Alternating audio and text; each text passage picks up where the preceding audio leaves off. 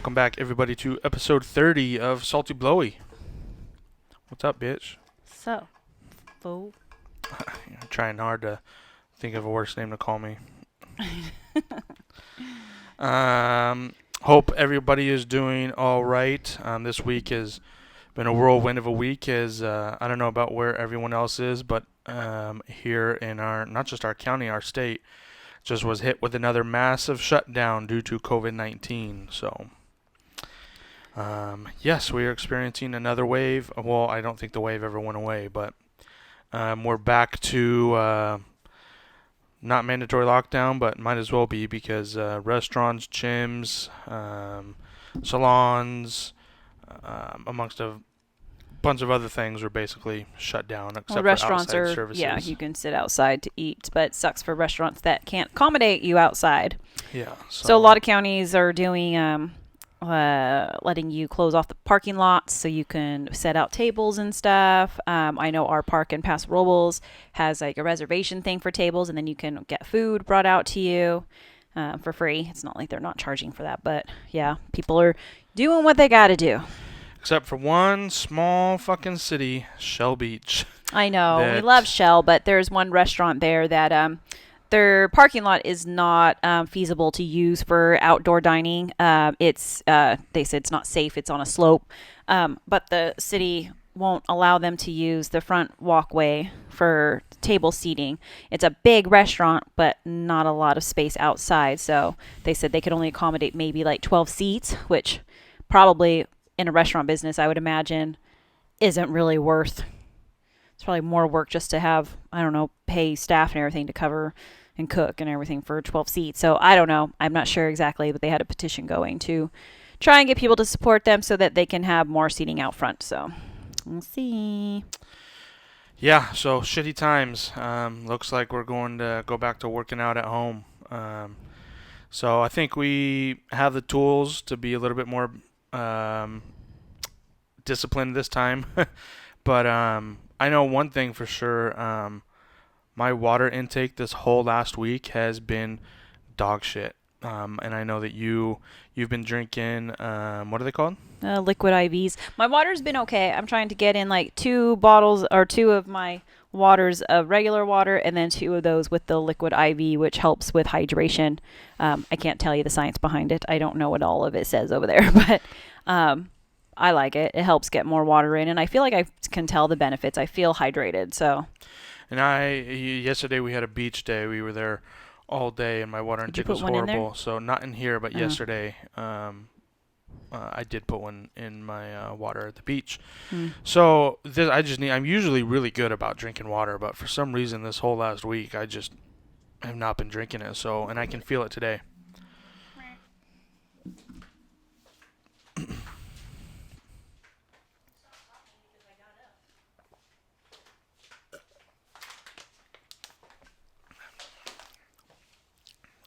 All right, so this is a liquid IV. It says Fueling Life's Adventures. So I ordered, forget how many I ordered, but like a few packs of these.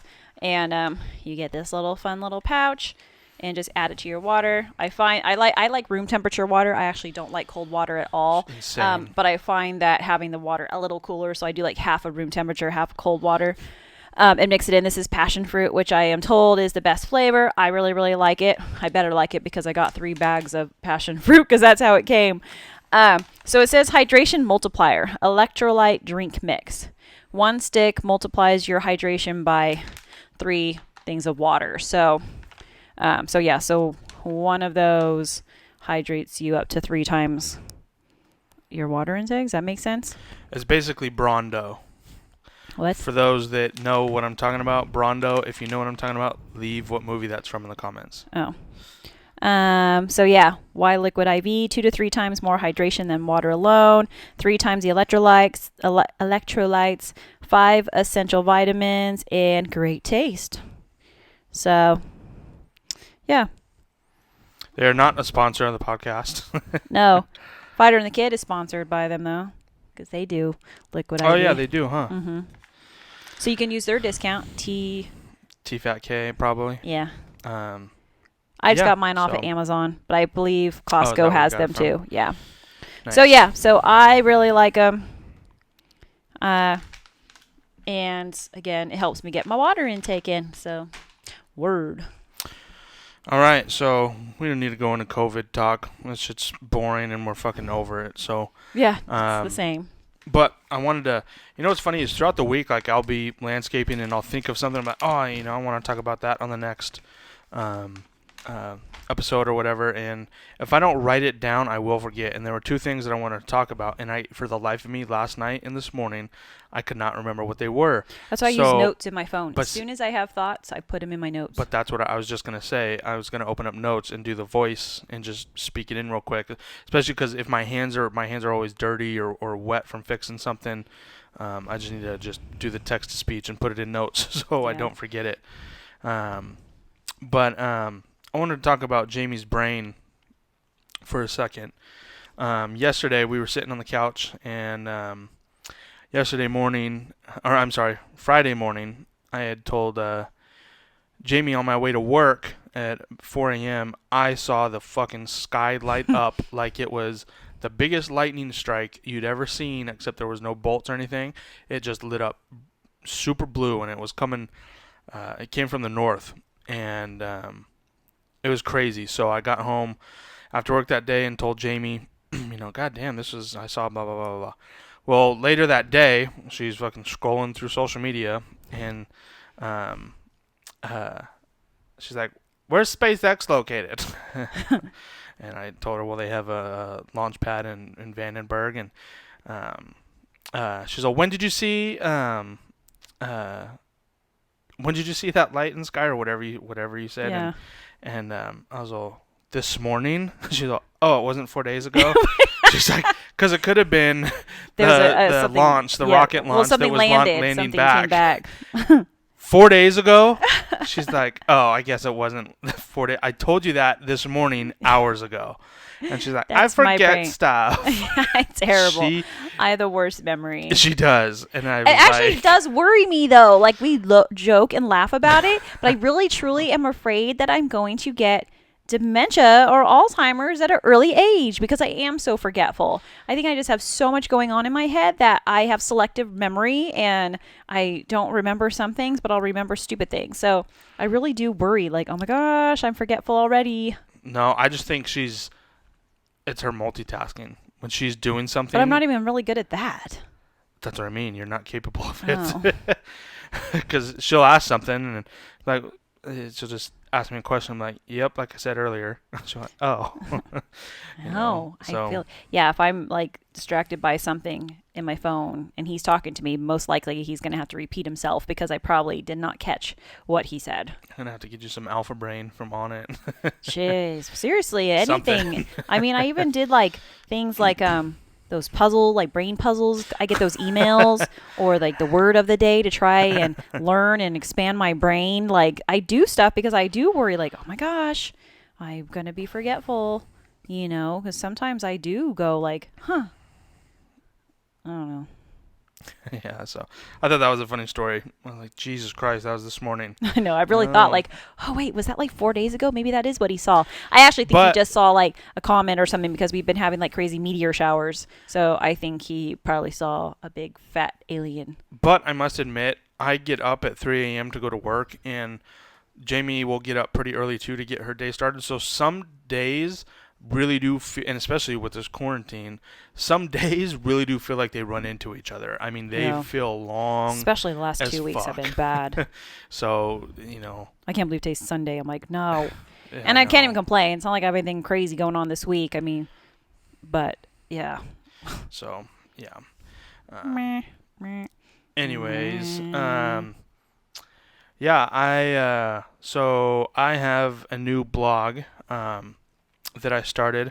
For the last couple months, I've been taking some online classes for freelance writing and also blog work. Jamie and I, over the years, what did we start out with? Blogger? Was that like the first? Blogspot, Blogger, or whatever. Yeah. Blogger was Google, and Blogspot was WordPress? I don't know. I've had them both. No, I've never did WordPress. Was too hard for me. swinging it too hard. She's working on something right now with her brain's going to explode, but It is. We can't. It's like migraine triggers. We can't talk about what she's doing yet, but it's going to be awesome. But yeah. So, anyways, I was taking some classes, trying to get better at adapting my skills, structuring, and just basically presenting it online in a better fashion. Blogger is all such. It's basically like a text app, or like Pages or Microsoft Word. It's just super easy to use, but very simple. So this is the new website, scottofarrell.com. And I wrote my first blog. I figured since Jamie and I go to the beach every fucking week, that would be one of the first ones that I would write about. And then basically I wrote about Central Coast beaches, my favorite from worst to best. I can't talk right now because I'm dehydrated. So, yeah, that's basically... Is there pages? Yeah, you have pages, huh? Different pages. Yes. Yeah, so this is it. It was really fun to write, and it's just fun to get creative again and do that. And then actually, so my number one was Avila Beach, and the next day that I posted this, Jamie messaged me that their Avila Beach was rated as in the top 10 in California or the beach nation? Towns. I forget. I have to go back and see. No, I can't remember. But Anyways, it was a top 10 of a beach town to visit with like hidden gem things in it, hikes and stuff. So yeah, that was pretty random, but yeah, it's fun. I used Wix to set up the website this time. Everything looks pretty smooth and simple. So yeah, if you want to check it out, just go to scottofarrell.com. I'll also post a link in the description. But that is what I have been working on, and tonight or tomorrow morning I'll get started on what I want to write this week. Just going to start. I don't want to overwhelm myself, so probably just stick to probably one a week for now. But that is what I've been working on for the last few months, and that's been fun. So check it out. All right. So I'm going to stop this recording. Or maybe it did stop.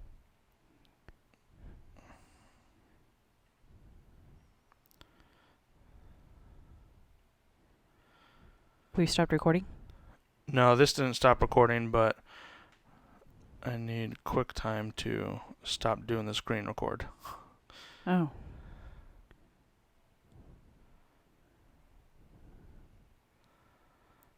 So how do you can tell anything's different? There we go. Stop. All right. How'd you even know? I couldn't even tell. All right. And we're back. Technical difficulties. So, yeah, been fun. Go check it out. I really want to talk about your work, but we're not there yet. What work? What I've been working on? What you've been working on for a while, too. So, all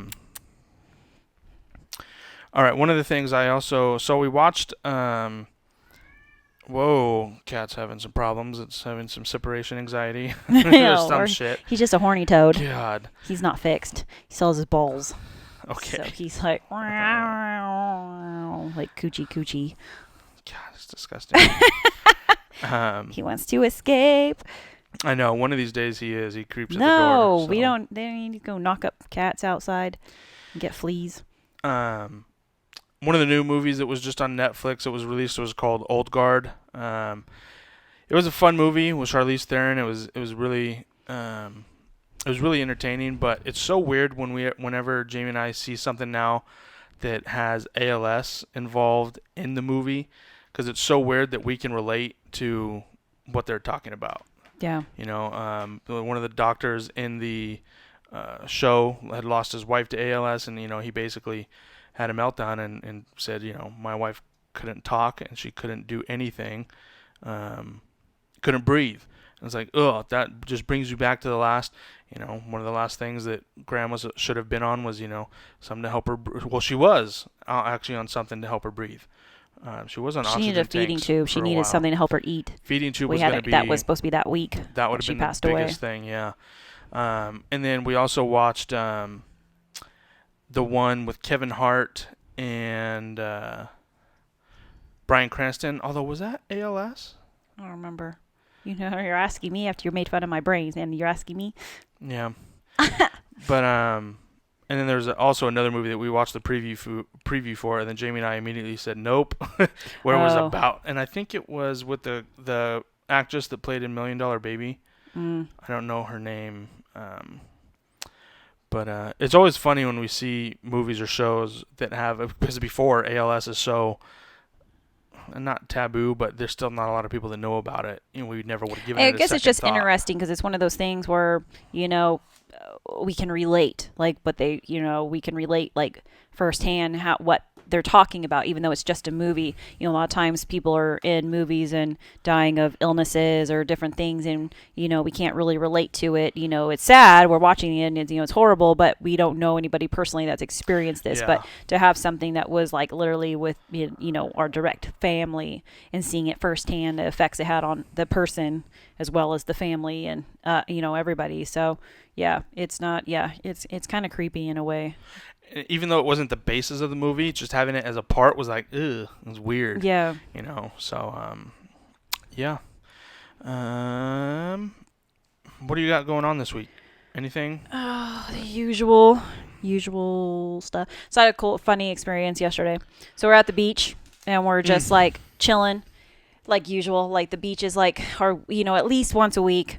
Usually on the weekends, it's like kind of my reset day, just to do nothing and relax. Like we talk about it often. We talk about the beach often because we are there a lot. And I'm just laying there scrolling on my phone, and I'm, you know, going through my Facebook feed, and all of a sudden I come across a post, and it wasn't my post, but it was my post word for word, almost. Oh, I wasn't sure where you're going. Yeah, with a couple words changed.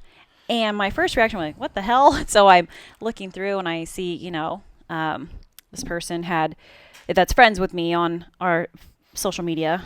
I don't know them personally at all, barely even a little bit, but had taken one of my posts from a couple weeks back and literally copied and pasted it and changed a couple of words. My initial reaction was pissed. Like, I was like, it takes a lot for me to get pissed too. And I was just like, what the hell? I had to ponder for a minute, like, how do I even handle this without coming off like a bitch? Like, dude, take my shit down, you know? Like, I really was, like, I never experienced something like this before. You know, being in my online boutique affiliate program, obviously there's other girls that's, you know, have friended me that are stylists as well. I don't accept friend requests very often. I'm pretty selective on my Facebook friend requests, and I don't follow people back very often on Instagram. I really am trying to build an organic reach and following. So if I have my feed loaded with people that are doing the same thing as me, it kind of takes away from my organic growth, because then I just have the same people. They're not going to come join me to, you know, join my boutique affiliate, you know, program, because they're already doing it, you know. So does that make sense? So anyway, I'm like, okay, how do I handle this? Now, everybody, it's kind of funny, and I was actually going to post about this, but I don't know if I will or not, that to have, you know, in the recent years, people talk about, like, you know, oh my gosh, you're so laid back, you're so chill, you know, like, you just seem like you guys are so go with the flow type of family. And it's actually, I take that as a very big compliment, because once upon a time I was not that person. I was not chill. I was not laid back. And if you cross my path and upset me, like, I wasn't going to stay in my own lane. Like, I would let you know. I don't know if it's a maturity thing over the years or if we've balanced each other, but I have changed a lot, and I do know probably a balance of each other, because we were both like that. And it's a good thing though, because, you know, lucky for him too, because I used to thrive on like confrontation. Like, I was that person that would wake up in the morning like, okay, who's going to piss me off today? Let's argue. I would like to argue until I was blue in the face. And even if I knew I was wrong, or, the argument should just ended, I will keep going. I will keep arguing. And I still tend to do this a little bit. Stubbornness runs in our families, both of our families, like crazy, and it has not skipped any generations. No. It got passed down to us. But I definitely would just like had like negative, I could be a really negative person. Like I said, I like to argue. I like to be confrontational. And I know those aren't good qualities to have, you know, to be like, oh yeah, try me, because I can go toe to toe all day. Jamie if Jamie asks me a question, Jamie's a problem solver herself. But if she asks me a question, I know it's something that she's contemplating big time because she very rarely asks for my input because she does well at handling stuff herself. So I can always tell if she's teetering on something because she'll want a different perspective.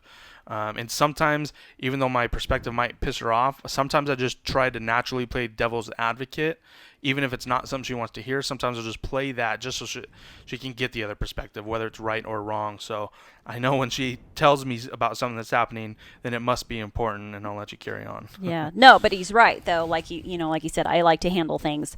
But I did mention it to him, like he was laying on the towel next to me, and I said, "Hey, this is what's going on." And even he was kind of like, I don't, this is, that's kind of a tough situation. Because the thing is, my social media is public. Everything I do is public. I don't block things. I don't, have my stuff private where you have to, request to be friends. Like anybody can follow me, anybody, whatever. Even if I don't accept your friend request, once you've requested me to be your friend, you can follow me and see everything I do. So I really was torn, like, this is just part of trying to brand myself, trying to grow, trying to, inspire people, So there's that one hand that clearly my post inspired her and she related to it so much that she felt she should just copy and paste it and use it as her own. But then there's that part of me is like, that's my personality that I'm sharing. I take a lot of time with a lot of my posts. A lot of times I go post for days at a time because I have my head's constantly thinking about my next post, how to word it. I've started posts that are like 3 paragraphs long and delete them because I'm like, I'm not vibing with this. This isn't me. So your posts are specific; they're not general, yeah, which is why they can't necessarily be copy and pasted. Now, sometimes I post like I'll just do a quote. I love quotes. I'm really big on quotes, hence why we are big on quotes in our podcast too. But I'll post a quote with a photo, and it's just that's that. I don't care if copy and paste that. It's not my work. It's somebody else's quote, and I always make sure that person's credited if it has a person. Copy and paste those. If it's a post about my, clothing, like the restock or new releases, please go ahead and repost, or share or copy and paste, because that's probably kind of a generic post. But when it comes to something about myself, anxiety, or as a business owner, or my clients, those are ones that I really put a lot of thought into, just because I am trying, like I said, to continue to grow and reach organically. So my dorky, funny side will come out, my serious side, my snarky side. But yeah, and this particular post is one that actually both Facebook and Instagram has done very well. The whole, likes and comments and interaction. It was actually a really, one of my bigger ones. So anyway, I know my long story shorts are never short. I was really flustered. Like I was like, okay, there's like a couple words changed, but there is like things that I specifically said, like funny wise, that are me. And in this person's post, people were commenting on her post, and she was commenting back as if it was her own, and that got to me. Like I was like, no, like you're taking credit for something that's not yours. Like it's not it's not genuine. That didn't come from your heart.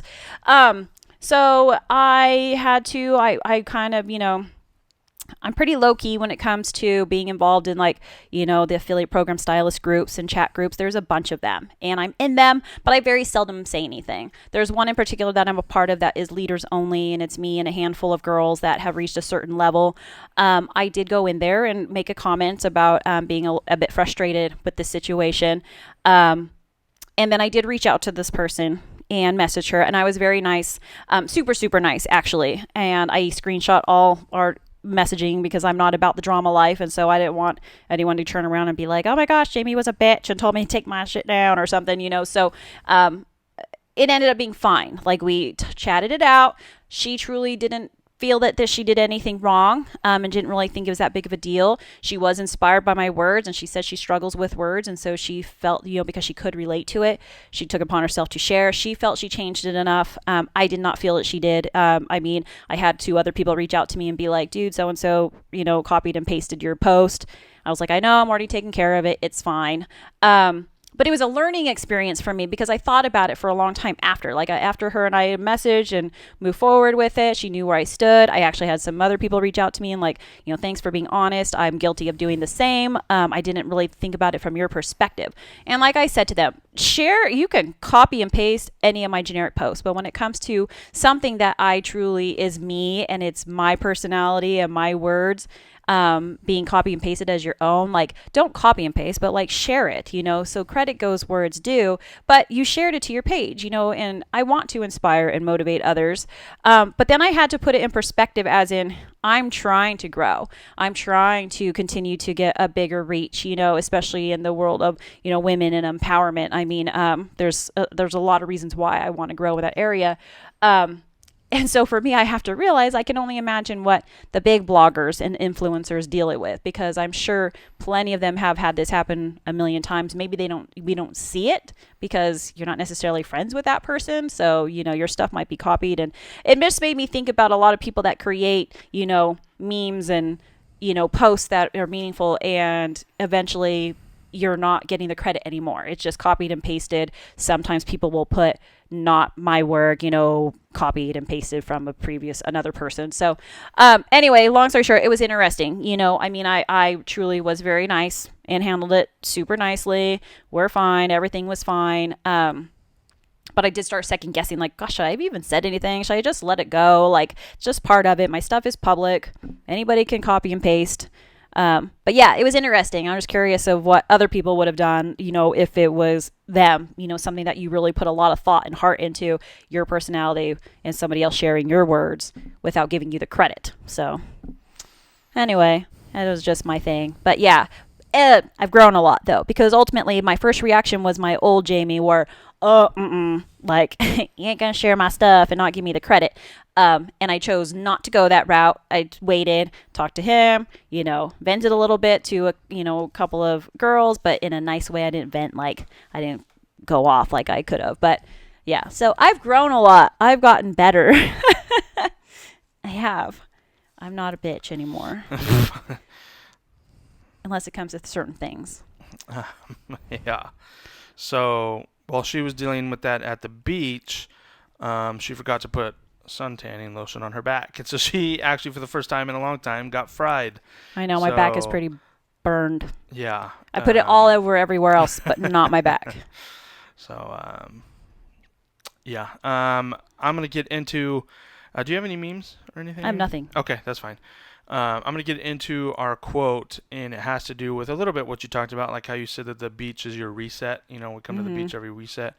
And I think that, Jamie and I were talking about this yesterday, that I really do think that even if it's going to the beach, exploring and having a curiosity can really be a natural cure for anxiety. I think that if you are alone in one place or in one spot for too long, or alone with your own thoughts for maybe too long, that anxiety can worsen at a much faster rate than normal. And I think that getting out and seeing new oceans, new waters, new trees, just a new road can really enhance, and release different chemicals in the brain that you're trying to connect as to what you're all seeing. And I think that your anxiety, because something's so natural, I think that your anxiety lessens while you explore and while your brain is curious. And so my quote ties in. It says, if we were meant to stay in one place, we'd have roots instead of feet, by Rachel Wolchin. And I like that one. I thought that was a cute quote, but it had a really good meaning. So there's one that's kind of like that too, and it's like, you don't have to stay in one place. You're not a tree. It's like the same thing, same concept. Pretty much, yeah. So, especially during COVID-19, one of the football podcasts that I listen to, Move the Sticks, Daniel Jeremiah, he's been scouting since he was in college. He goes all over the nation, scouts, recruits, and there's this place, Coeur d'Alene, where actually Sawyer from Give Fitness, him and his wife are going to right now. They're probably there already. Coeur d'Alene in Idaho is supposed to be one of the most gorgeous places to travel to. And Daniel Jeremiah has been there many times, passing through, recruiting, been there a bunch, but he's a city boy. He's grown up in the city. Well, last week, NFL, no one's doing stuff right now, so he took the whole family to Coeur d'Alene, and his wife made him a bet, said, you should delete your social media apps off your phone for a week. And they spent the time in Coeur d'Alene. He said that he went hiking. He got on a boat for the first time in his life. And he said that it was so refreshing to be in somewhere new and be outdoors that he said, I wish I would have started this early in my life. Going to a place where he wasn't going for work. He was going to relieve stress, to just unplug. And that's the type of stuff that, during this COVID-19, I'm seeing a lot more people that I've never seen before go hiking, going to the beach. And you have to get creative. Jamie and I have looked for places to, campgrounds are starting to open now, but we're trying to get creative without spending a fortune, when jobs are at a minimum. And the income's not always promised right now. So this quote I just wanted to share because during these times I'm seeing so much more people go do outdoor activities now. And I really think it's cool because there's something that's so primal and naturally instilled within us that I think we've gotten away from it. And I think that this time has actually helped a lot of people connect with nature or so, even if it is Jamie and us going to the beach every week. So cool. Anything you wanted to add to that, or are you good? No, I think I've rambled enough today. All right. Well, what'd you do? I hit stop. Oh, whoops. So, sorry everybody. I just accidentally hit stop on the record button. So, yeah, we are. It's Sunday. Normally we record on Friday mornings, but like Jamie said, it's been a crazy week. We are going to lay low today since we were at the beach all day yesterday, and we will see you all next week for episode 31. I just recorded a video clip for a highlight clip. I'm going to start releasing just small segments, like whether they're funny or serious topics of our podcast, and start releasing little highlights on YouTube, just, in case you want to get a little taste of something we were talking about or something that was interesting, I will release. So look for that. Anything that you want to plug or anything coming up? Thinking. No, I can't think of anything right now. I'm sure I will later. I know. All right, guys. Well, if you're not already, go follow us on Salty Blowie. Jamie's been doing much better than I have at posting on there. She's been doing some fun trivia stuff or just stuff in general, just to keep it active. So go follow us on there. Go subscribe to Red Bash Media on YouTube, and check out my new blog, scottofarrell.com. So until next week, we hope you guys enjoy yourselves, and be safe out there. Wear a mask. Or not. Or not. You do you, boo. You do you, boo. Oh, my God. You said it. All right, guys. Take care. Bye.